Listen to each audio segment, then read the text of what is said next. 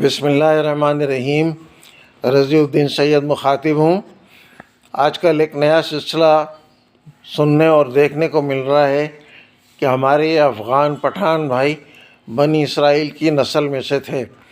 یہ پہلے مضامین بھی لکھے جا چکے ہیں اور ساتھ میں ویڈیوز بھی بنائی جا رہی ہیں اور ان کو ثابت کیا جا رہا ہے کہ وہ بنی اسرائیل کے گمشدہ 12ویں قبیلے سے تعلق رکھتے ہیں۔ یہ جو ویڈیو اس سلسلے میں پیش کی گئی ہے یہ ساری کی ساری لفاظی پر مشتمل ہے اور اس میں کہیں سے بھی کوئی حوالہ نہیں دیا گیا ہے، نہ کسی تاریخی کتاب کا حوالہ ہے، نہ کسی مستند حدیث کا حوالہ ہے۔ بغیر حوالوں کے روانی کے ساتھ موصوف جو بیان کر رہے تھے، پٹھانوں کا تذکرہ کر رہے تھے، وہ بیان کرتے چلے گئے۔ انہوں نے یہ بھی کہا کہ اسکندر اعظم جب افغانستان آیا تو افغانیوں نے اسے مار بھگایا اور شکست فاش دی۔ اسکندر اعظم کی تاریخ میں افغانستان کا ذکر کہاں آتا ہے؟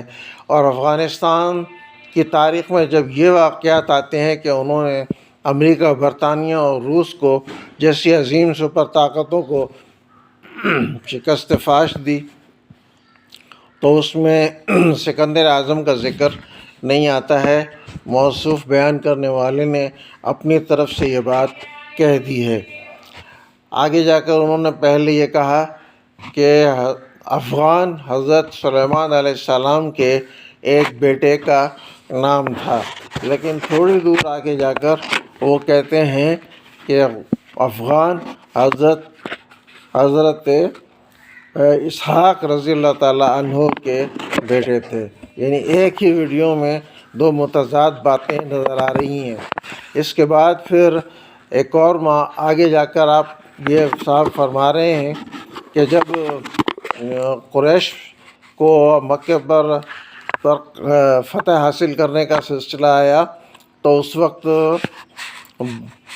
یہ قبائل افغانستان سے آئے تھے اور انہوں نے قریش کو شکست فاش دے کر مکے پر اپنا قبضہ جما لیا تھا، اور حضرت خالد بن ولید رضی اللہ تعالیٰ عنہ نے نبی صلی اللہ علیہ وسلم کو جا کر اطلاع دی کہ اس قبیلے نے مکے کو فتح کر لیا ہے۔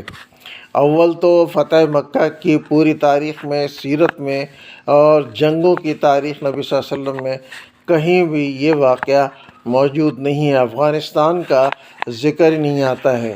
لیکن بہرحال نبی صلی اللہ علیہ وسلم کو جب اس کی اطلاع ملی تو بہت خوش ہوا اور انہوں نے ایک لفظ کہا، بطان بطان بطان۔ یہ مذکورہ موصوف کے الفاظ ہیں۔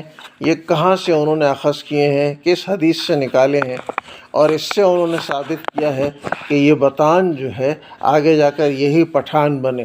تو گیا پٹھانوں افغانوں کے لیے 3 روایات بیان کی گئی ہیں کہ پہلے وہ حضرت سلیمان علیہ السلام کے بیٹے تھے، بعد میں بیان کیا گیا کہ وہ حضرت اسحاق علیہ السلام کے بیٹے تھے، اور تیسری بار کہا گیا کہ نبی صلی اللہ علیہ وسلم نے انہیں افغان کہا ہے۔ بطان کا مطلب افغان ہے۔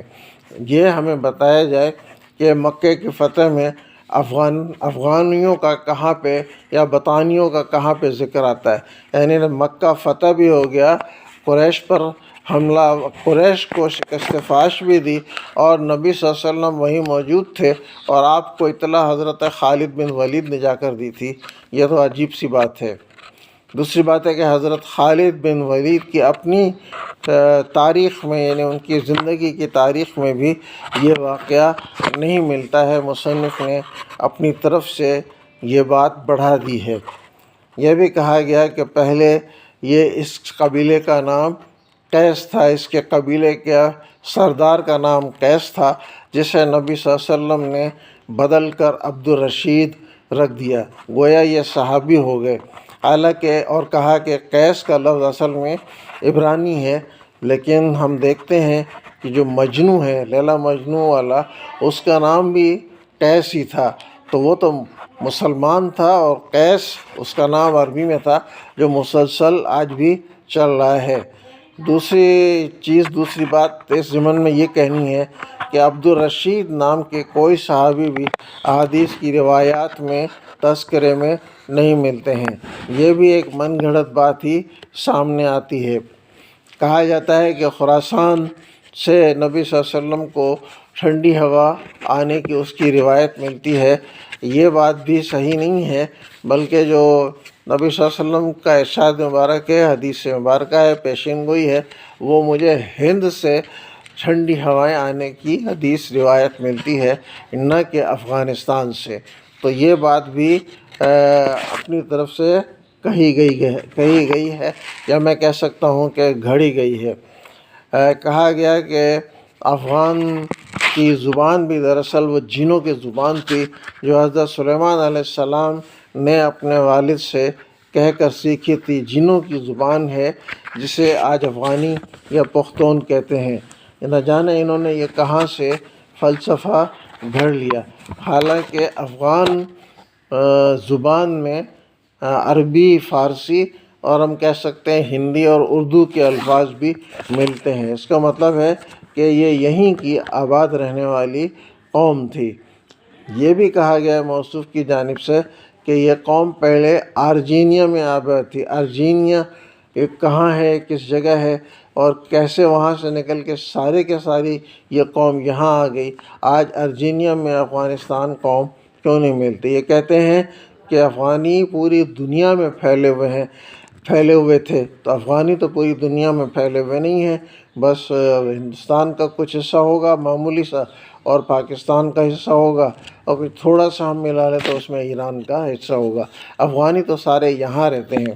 اسی طرح سے یہ کہنا کہ افغانی اپنے اسلام میں بہت مضبوط ہوتے ہیں اور کفار کو شکست فاش دیتے ہیں، ہتھیار ان کا زیور ہیں، یہ بات تو اپنی جگہ پر صحیح ہے، لیکن یہ بات بھی صحیح ہے کہ یہی افغانی جو پاکستان میں ہیں، پشتون کہلاتے ہیں، یہ دہشت گردی میں ملوث ہیں۔ ہم آئے دن پاکستانی اخبارات میں ان کی دہشت گردی کی خبریں پڑھتے رہتے ہیں، جو TTP پاکستان کے نام سے مشہور ہے، تحریک طالبان پاکستان کے نام سے مشہور ہے۔ تو دوسری طرف ہم دیکھتے ہیں کہ یہی افغان پٹھان انقلابی اسلام کی کوئی بات نہیں کرتے، یعنی یہ کہ اسلام کو برسر اقتدار آنا چاہیے پاکستان میں یا کسی اور ملک میں، اس کا ذکر نہیں کرتے۔ ان کی 70%، 80% اکثریت تو تبلیغی جماعت کے ساتھ وابستہ ہے، جو محض اپنے فرقے کی بات کرتے ہیں، دیوبندی فرقے کی، اور